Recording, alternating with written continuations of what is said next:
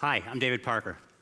And I'm Joanna Parker. We're the founders of Yumble, which is a weekly subscription of healthy, delicious, fully prepared kids' meals delivered straight to the doors of busy parents. Our meals come fresh at your door, and no cooking is required. Yumble was actually born as Yumble delivers fully prepared kids' meals straight to your door. Simply choose the plan that best suits your family needs. Choose whichever meals you want, and we take care of them. Our meals are well balanced, made from the freshest ingredients, and are ready in 90 seconds or less. Edward, can you hear her? No. I don't think your mic is working. Can we double check, please? Should I speak? Yeah? Go ahead. Sing us a song or something. You're going to have to start from the beginning. Yumble is... You want me to start all over? Yes. All right. Well, Yumble's... Should I start? Can you hear me? You're fine. It's fine? just her. All right, well, Yumble is a weekly subscription Yeah. of healthy, delicious kids' meals delivered straight to the doors of busy parents. The meals are delivered fresh to your door, and no cooking is required. Okay.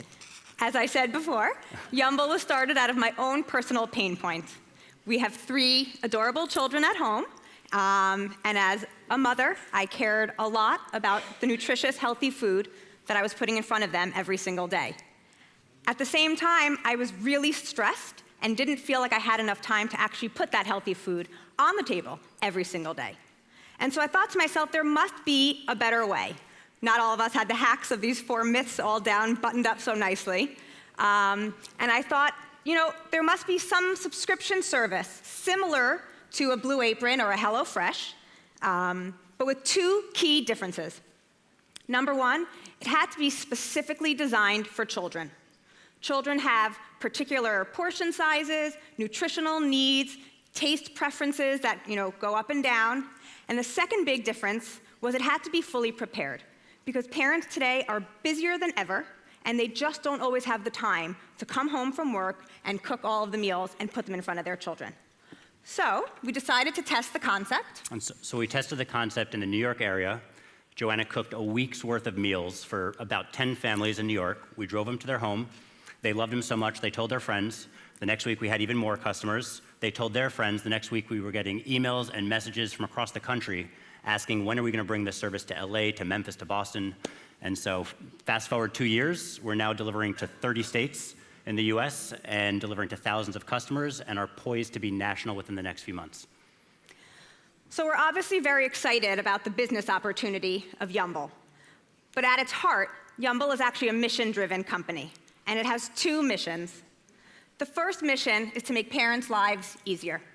Parents today are busier than ever, they have a lot of stress, and they care more and more about the quality and the nutrition of the food that they're serving their children.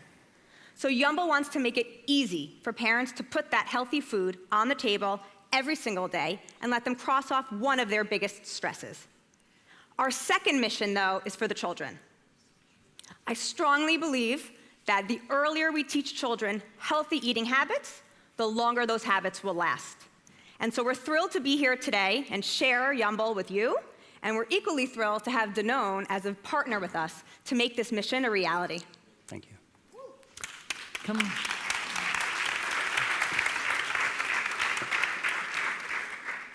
Okay. So great. So let's talk a little bit about the startup, at the beginning of Yumble. The New York Post described you as a weekly delivery of health-conscious, happy meals. How do you make kids happy and, with eating? That's the challenge. So I've always viewed Yumble as much more than just food that arrives at your doorstep. It's a full experience. So when we send the box, it comes not only with all of the meals fully prepared, but it comes with a welcome kit, strategies for parents on how to engage their children, a lot of similar things that you just heard from Professor Haynes, actually. And then at the same time, we try to make the food both exciting and interesting to the children. So we send collectibles and coloring sheets and something we call table topics. In your first delivery, you get cards, and on the cards are some conversation starters, things to talk about so that when you're sitting at the table with your children, you're not only focused on what the children are eating and what they're not eating, but you're actually having a conversation and engaging in dialogue the way grown-ups would over food. Okay. So we really try to get the children engaged and experiencing food in a way that is a much healthier relationship. Okay. And, tell me about, when did you start realizing that cooking healthy meals is a difficult task as a busy parent? Tell us more about, how you got started with this, challenge. Sure. It's actually kind of ironic because I started Yumble and didn't have the time to do it when I was actually a stay-at-home mom. And still, without having a job outside of the home, it still felt like I was spending so much time and energy trying to think of these meals and put them on the table for my children and come up with new recipes and try different things. And then half the time, kids are kids, they would take the food, throw it on the floor, and then I felt like so much of my work was for nothing. So I was feeling very frustrated about it. And when I spoke to David, I said, this is driving me crazy. And he said, well, why don't you see if anyone else has this problem? So I actually decided to post anonymously on a Facebook mommy group. I felt like if I tapped my friends, I wouldn't get objective responses. And we were actually taking a family trip out to Vermont. We had our kids in the back seat of the car. And I had posted this post, does anybody want me to cook their children dinner for the week? And as we're driving, I was driving, David's like, your phone is dinging. It won't stop dinging. People want meals. Strangers didn't know who I was. I didn't offer even a menu. They just said, yes, please cook my children dinner. And really, from that day forward, the traction and the demand from customers has been staggering. Amazing. So, and then you had a list of people queuing up for the service. Exactly. Since it was really just us, we took the first 10 customers. We put everybody else on a wait list. And it really just kept spiraling.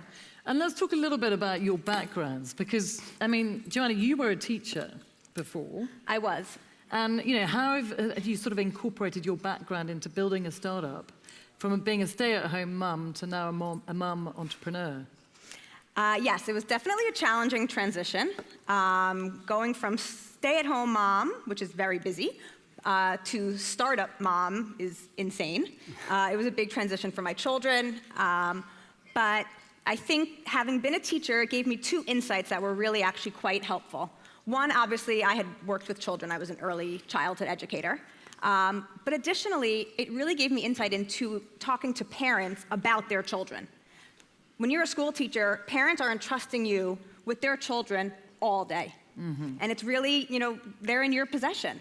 And that's how we feel when we send Yumble, which is parents are inviting us all across the country into their kitchens, which is an intimate space in the home. And we really cherish that invitation that they extend to us, and we take it very seriously. And I think when I spend a lot of my day actually speaking with customers on the phone and through text, and really, cultivating that relationship so that they feel trust and comfortable with us. And learning about what the customer wants. Definitely, we're constantly innovating on the product, yeah. Okay, and David, you two, this was the first time you two had worked together. Yes.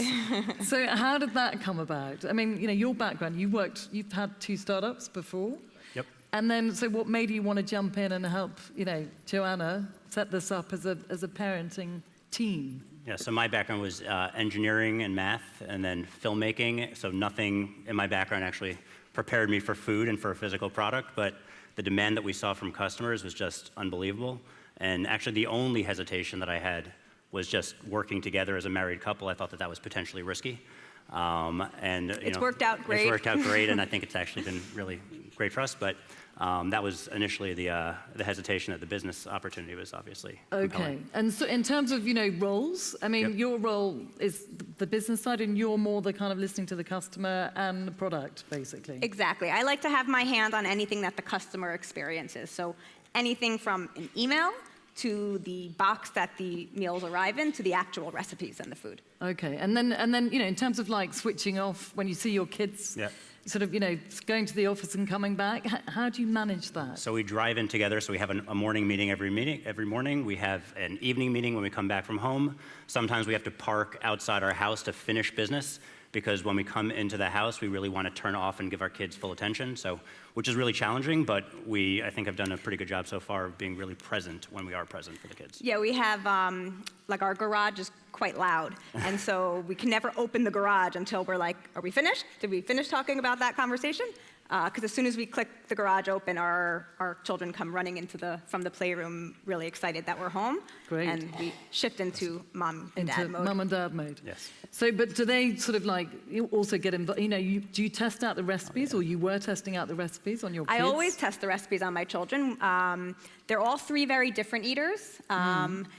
Definitely at one point in my life described them as picky eaters. Yeah. Realized and learned that every child probably goes through that phase, and that's really what I tell my customers, is it's helping children overcome like any other milestone. We toilet train children, we teach them how to sleep through the night, we also need to teach them how to be healthy eaters. Okay. So I've really learned so much from watching my children develop and watching them through their different stages of life. And that actually was your pain point, because all of you had different diets. I mean, you're pescatarian, Yep. vegetarian, and then the kids, like picky eaters.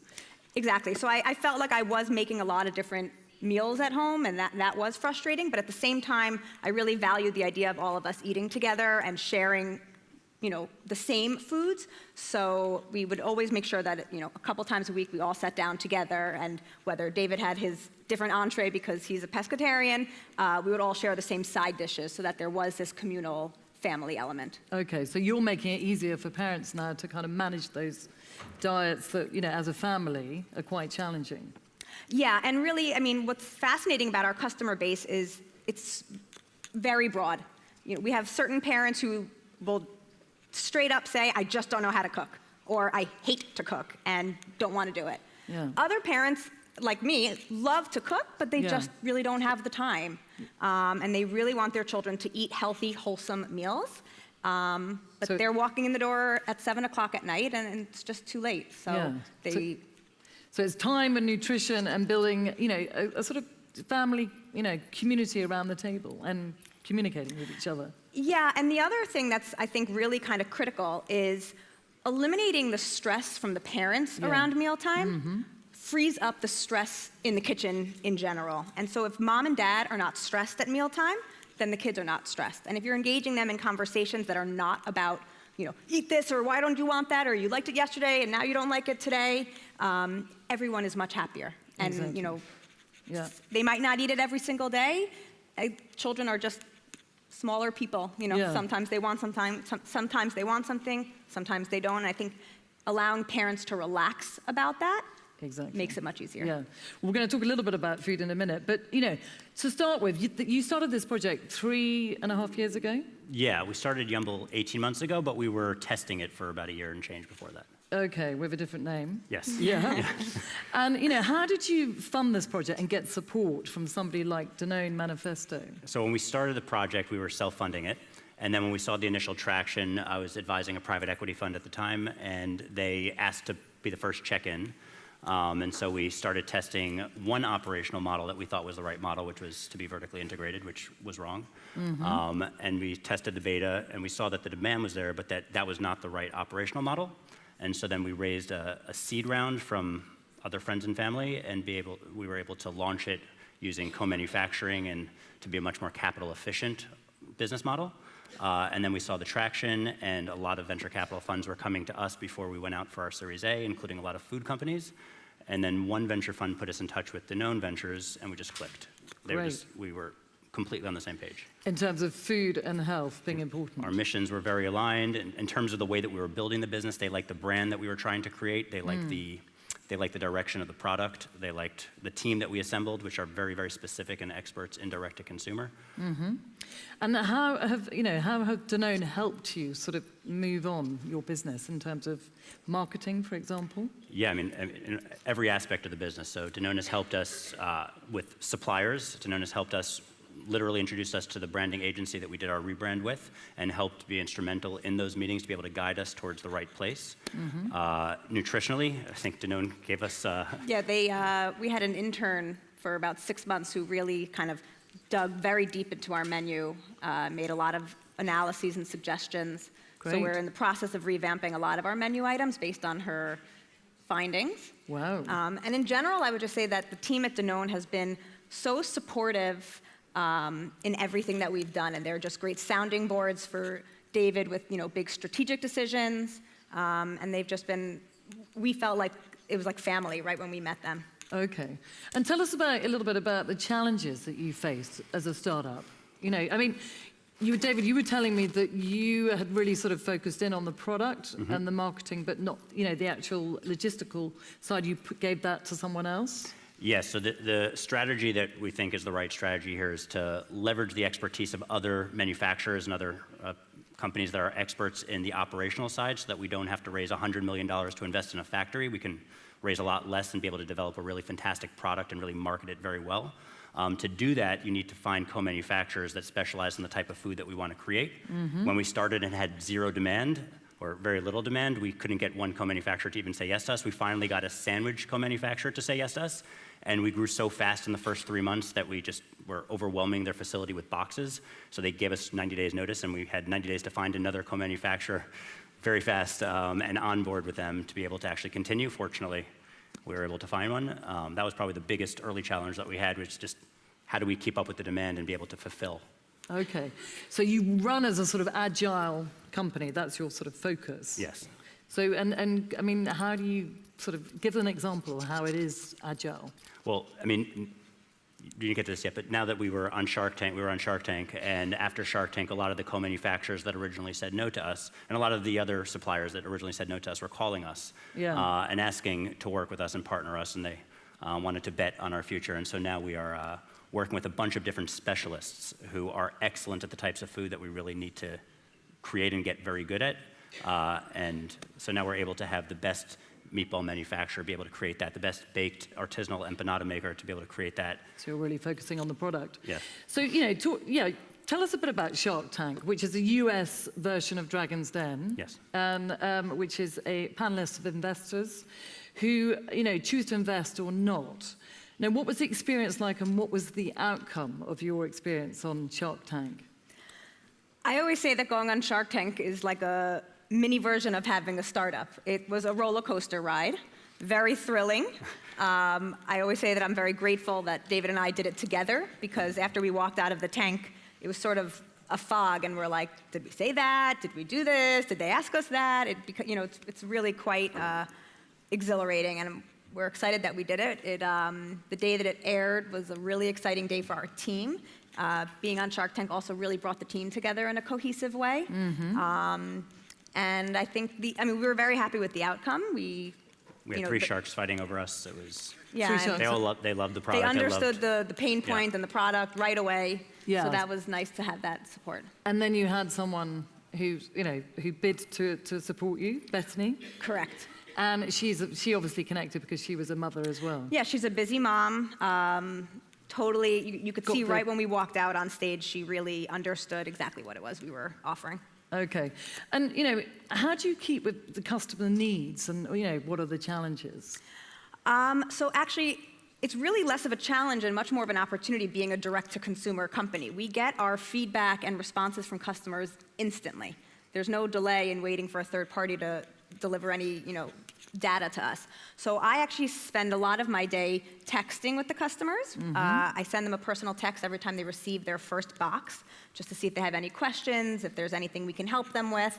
And then it also allows me just to, you know, hear how their first experience was. And then another form is obviously through email and phone calls, listening to our customers and constantly changing the product and the process, even just the way the subscription works.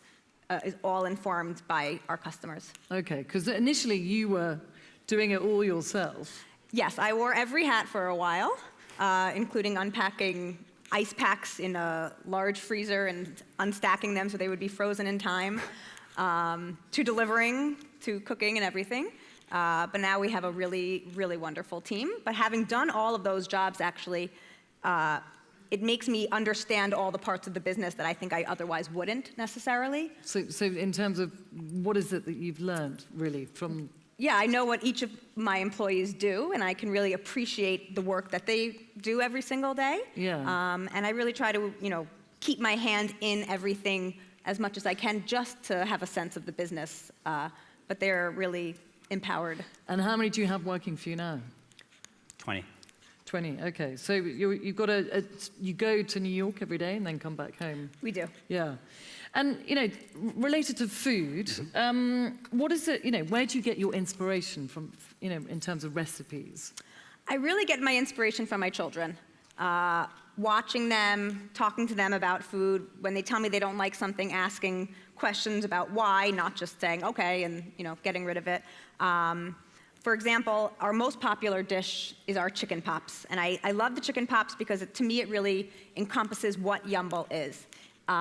It has the 3 pillars of what I like to call Yumble DNA. Okay, which is? One is it's healthy. It's made out of antibiotic-free, hormone-free, white meat chicken, no preservatives. It's rolled in whole wheat panko crumbs, and it's baked. So it's basically a chicken nugget, but a very healthy, wholesome version. Because children love chicken nuggets. Children love chicken nuggets. Which brings me to the second part of Yumble DNA, which is it has to be food that kids love. We want them to be excited about it. So here, this one tastes like a chicken nugget. And the third thing that's really important to us is that it's fun. And so we take that chicken nugget and we have a lollipop stick on it. And so kids can hold it, they can dunk it, they can kind of clank it with their siblings, and it makes mealtime just more engaging and exciting for them. Okay, so you're providing fun by making the food kind of fun. Exactly. As well as also giving them the extras of, educating them alongside mealtime. Yep. And in the future, you were talking about providing cards to create conversation between the parents and the children. Exactly, the table topics that I believe I mentioned earlier. Right now, we also send trading cards. Some of them have some jokes about vegetables and fruits. Others have fun facts. Just all different things about healthy eating. And teaching children how to have, a sort of adult-like conversation. Exactly. And not, have good table manners. Exactly. Yes. Yeah. So tell us about the most popular meals and the subscription plan. How does it work? And when did you realize, in terms of the subscription plan, that was a good way to run the business? To do subscription? Yeah. Well, the way that we originally thought the business should run would be the customer acquisition cost would be such. We knew about what the customer acquisition cost should be. So in order to really make business sense, it would need to be a subscription so that you can retain customers and get very good at customer retention, which we think is the name of the game. And so subscription was immediately. Okay, so how does it work, the subscription plan? So right now, it's week-to-week subscriptions. You can get 6, 12, or 24 meals per week.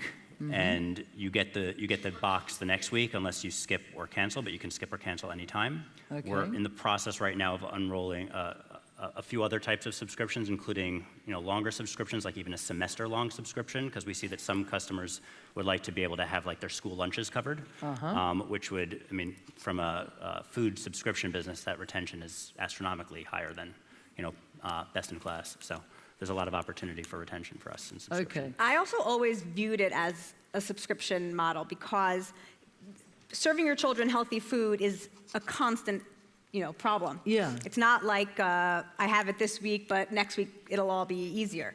You have it so long as you have young children in the home. And so the subscription was just an easy way for parents to check it off of their list and not worry about it week to week. Okay. And, how do you incorporate healthy diets into each meal? There's a lot of challenges with diets, especially with, obesity problems in the US. Yep. So what are the sort of diets that you have to cater for? Yeah, so we're very conscious of sugar levels, saturated fat, sodium. And like I mentioned, we had a nutritionist, analyze each of our meals. Our main focus when constructing meals is that they're well balanced. We want children to be exposed to fruits and vegetables and whole grains and healthy proteins. Yeah. So we really make sure that each of the meals is well balanced. Okay. So in terms of, the most common diets, Yeah. Gluten-free? So the 3 most common diets that we cater to are gluten-free, dairy-free, and vegetarian. Okay, and no nuts? We don't have any nuts because we want it to be school safe so that children can bring them for lunches or to daycares. Okay, so you provide these meals for sort of daytime, they can take them to school and have them at home? Correct. We have 2 lines of food. One is called ready to eat, which means they're like pinwheel sandwich type of meals, and others are ready to heat, and those are, And packaged nicely and... It's all packaged nicely. It has nice belly bands that get the kids kind of excited. Some of them have activities on them. Has all the nutritional information on them. Okay. So in terms of the delivery service, you've got somebody working every week, sort of, with the delivery. How does that sort of work? How many customers do you have? a week? Thousands of customers, and we have a distribution center that's refrigerated. It's done very similarly to the other meal kits, where Okay. we have FedEx and UPS and other logistics Oh, companies. and when did the customer base grow? Was this after the Shark Tank? Did that have a big impact? Yeah, we've been growing fairly steadily because we've been getting good at direct-to-consumer acquisition through Facebook and Google and through other channels. Originally through word of mouth was really the propeller that So organically? organically, and then when Shark Tank hit, it definitely made acquisition a lot easier and a lot more efficient, and so that was a Great. very good thing. Yeah. Great. And in terms of, how do you feel that you are impacting kids and parents in a positive way? Positive parenting, as Jessica called it. Yeah. That's actually the most rewarding part of my job is when I hear from a parent that we've changed their lives. Their children never used to eat healthfully, and now they do. Or it used to be so stressful for them, and now they walk in the door, and instead of arguing or frantically cooking something, they have a healthy meal that they feel really good about. So it's really exciting to see the impact that we're having on Okay. customers. We actually had an event last week where we invited some customers, and they would come over to me, and like with tears in their eyes, they were saying how thankful they were. So Amazing. it's really what keeps us So going. you very much enjoyed the journey together as a startup. Yes. Oh yes, Not done yet. And learn by doing. Yep. Every day. every day. Where do you get your inspiration from the most in terms of coming up with new ideas? My children. Your children. Yeah. Okay, great. And in terms of, where you're in sort of how many states in the US now? Just in- over 30. Just over 30. And where do you want to be? What are your future plans? We're or your- working very hard right now to get national, so by the end of Okay. the summer, we're going to be all over the U.S. Amazing, David. So, David, are you setting these milestones? Yes. And then I get to work. Yeah, exactly. So you're the sort of the business, and you're the sort of No. like the doer. We- Well, you're David you're does both all the we have a doing. really strong team back in New York who are working really, really hard to make these very difficult milestones happen, and so far, Okay, they've done well- a fantastic job. Great. Well, I wish you all the best. I just want to ask if there's any questions from the audience. We don't have much time, but if there's anybody that has a question that can't wait, otherwise I'm sure Joanna and David will be happy to answer Okay. in a while. Thank you. Yeah? Okay, well, we'll answer them later, but thank you both Thank very you so much. much. And it was Thank great you to hear so your much. story. Thank you.